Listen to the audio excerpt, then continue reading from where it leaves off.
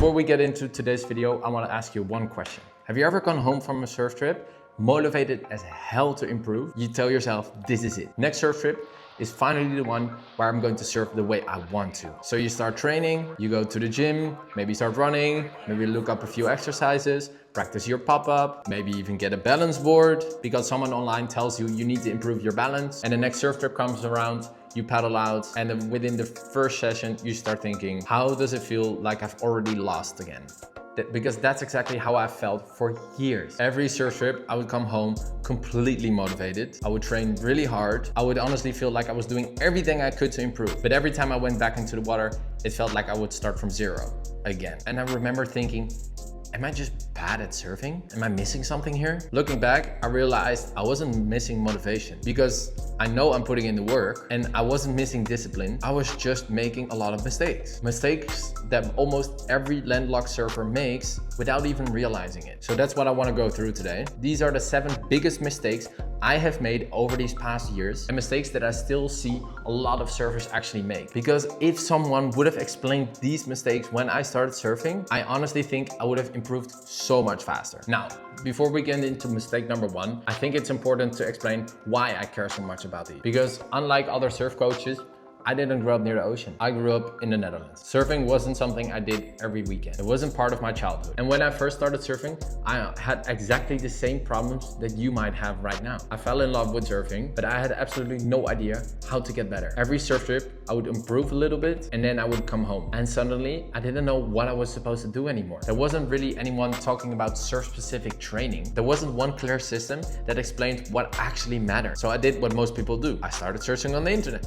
I started watching YouTube videos. I listened to different surf coaches. I copied workouts from professional surfers. I tried bodybuild training. I tried running. I tried swimming. I tried different mobility workouts. You name it, I've tried it. And the frustrating part wasn't that I wasn't working hard. The frustrating part was that everybody had a different opinion. One person told me I needed to get stronger. The other one told me that strength didn't even matter. One person told me I needed to go swim more. Someone else told me I needed a balance board. Another coach said I just needed to surf more. And after a while, I realized everyone was talking about exercises, but nobody actually explained why. And that became a bit of an obsession for me. I stopped asking what's the best workouts for surfers. Instead, I started asking what actually makes someone a better surfer? Because if I could answer that question, then I could stop guessing. That eventually led me to study sports science. And over the years, I started connecting everything in one system. From books, from research, but also from testing everything on my own body. Making mistakes, changing it, learning what worked and learning what didn't. And that's really the reason this channel exists, because I don't want you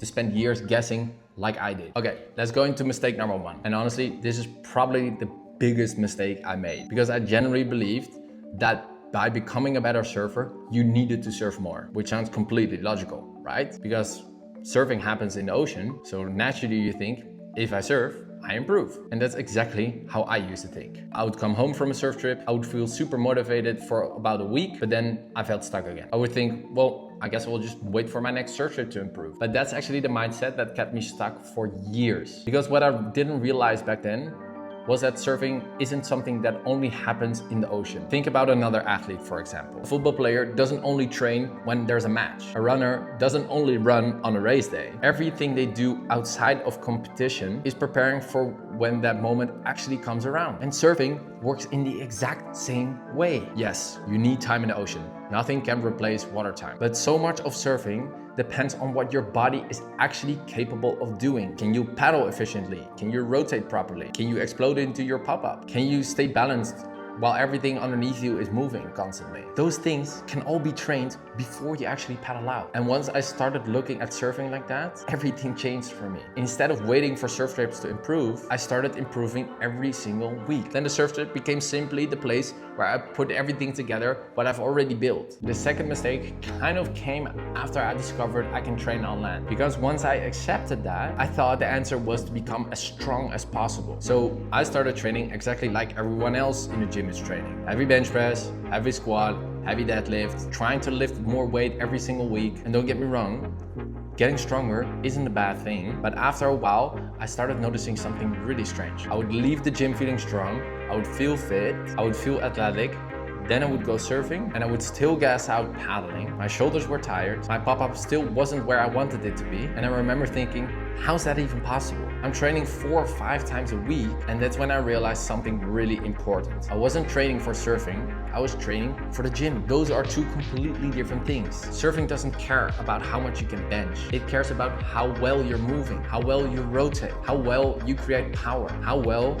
you control your body. And once I changed my training around those physical abilities for surfing, that was the first time I actually started to notice a difference in my surfing. And honestly, I wish someone told me this years earlier. All right, let's move into mistake number 3. And honestly, this is the mistake I see people making every single day. It's trying to learn everything at once. And I completely understand why people do it, because I did the same thing. I would come home from a trip and think, right, my paddling needs work. My pop-up needs work. My mobility is still shit. I need to get stronger. I should probably improve my balance. Maybe I should start swimming as well. And before I knew it, I had about 10 different things I wanted to improve. And what ended up happening, I didn't really improve at least one of them, because I was spreading my awareness out on 10 different things at the same time that I couldn't even focus on one thing. And I think this is because surfing is such a technical sport. There's always something you could work on. You can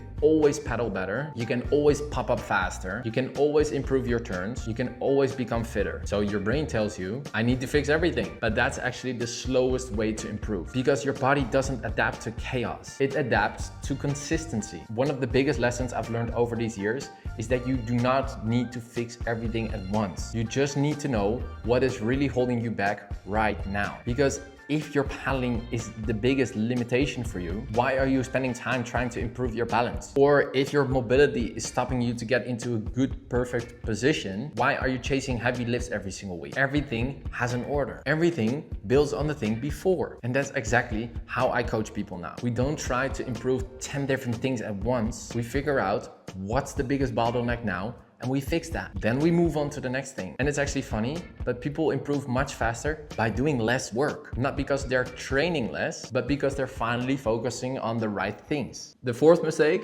is the one that slowed me down for years. And that's listening to too many people. When I started surfing, I thought the more information I had, the better I would surf. I would watch one coach on YouTube, then another one, then I would read a blog, then I would ask someone at the beach, then I would watch another Instagram reel, and before I knew it, I had 10 different options in my head. One person would tell me to stay low, the other person would tell me to stand taller, one coach told me to buy a shorter board, the other one told me I needed the board with more volume, one person told me strength training is the answer, and the other one told me I needed to stop lifting weights. Like, what the fuck? And it became exhausting because I wasn't actually learning anymore. I was just collecting information. And there's a big difference between those two. And the moment what changed for me was when I stopped asking, okay, who here is right? And started asking, okay, why are they saying that? Because context matters. Because advice alone isn't good or bad on its own. It depends on who's receiving it. Because a professional surfer doesn't train the same way as someone who surfs 3 or 4 times a year. Someone who lives in Australia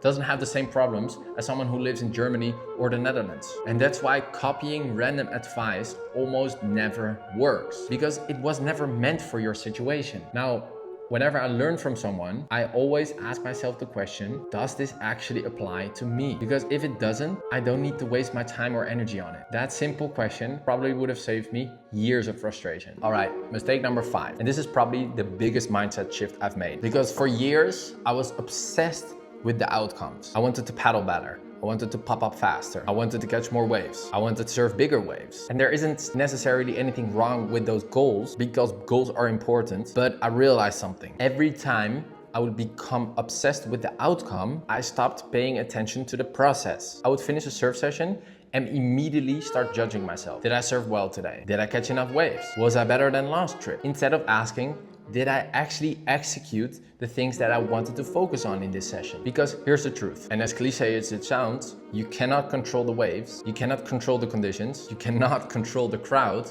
as much as I would want to, but you can control how prepared you are. You can control your training, your consistency, how you recover. And once I started to focus on those things instead, something interesting happened. The results started taking care of themselves. Instead of chasing better progression, I stopped chasing progress and just trusted the process. And honestly, that is one of the biggest philosophies I live by. Not just in surfing, but almost everything I do. If you keep showing up, if you keep doing the right things, the results nearly almost come afterwards. Maybe not as quickly as you would like, but they come.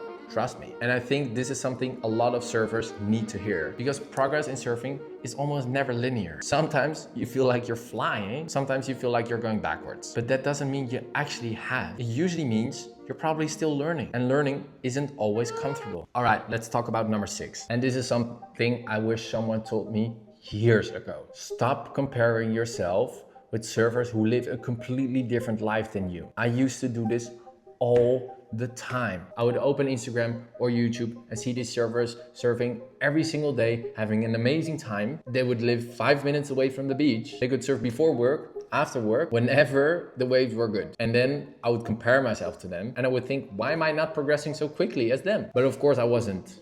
Our situations are completely different. I was living hours away from the beach. I had to plan surf trips months in advance. And every session mattered because I knew I wasn't going to be able to surf every weekend. So why was I expecting the same results as someone who surfs every single day? It doesn't make any sense. The problem with comparison is that you only compare the results. You don't compare the circumstances or the opportunities or the amount of time they've spent in the water. And once I stopped doing that, I actually started to enjoy surfing way more because I stopped trying to become someone else. I just focused on becoming a better version myself.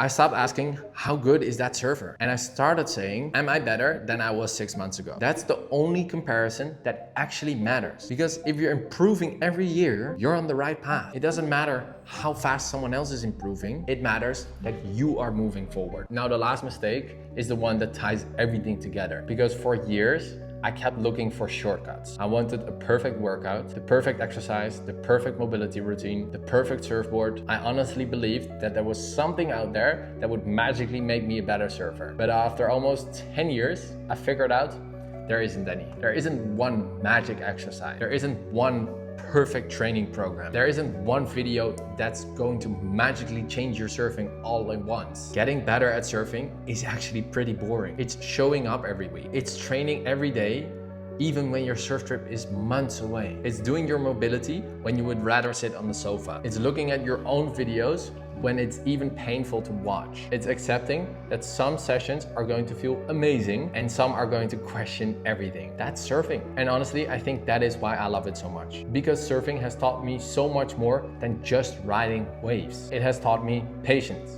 It has taught me discipline. It has taught me how to trust the process when I cannot see immediate results. And I think that all those parts also transition into my daily life. And looking back now, I honestly do not regret making all those mistakes. Of course, they have slowed me down, but they also forced me to learn. They forced me to understand why things are working instead of copying someone else. And that's ultimately the reason why I'm sitting here making this video now. So those are the 7 biggest mistakes I have made over the years, so you don't have to. But honestly, I still catch myself making some of them so now and then, because nobody is perfect, but becoming aware of them made a massive difference in my surfing. And if there's one thing I hope you take away from this video, it's that you do not need any more random advice. You do not need 50 YouTube videos telling you what you need to focus on in your surfing. You need a clear plan. You need to understand why you're training the way that you're training. And you need to stay consistent long enough to actually let it work. Because if you're anything like me, you don't get many opportunities to surf every year, which means every surf trip matters. And if you can arrive feeling stronger, more prepared, and more confident than the trip you did before, that is progress. Not perfection, just progress. If you enjoyed this video, I would really appreciate if you subscribe. I've got a lot more videos planned where I break down surfing, training, technique, mobility, and everything I've learned over these last 10 years. I would also love to know, which of those 7 mistakes did you recognize yourself in the most? Let me know in the comments. I'm always reading them and I'll try my best to reply to all of them. Thank you so much for watching. See you in the next one.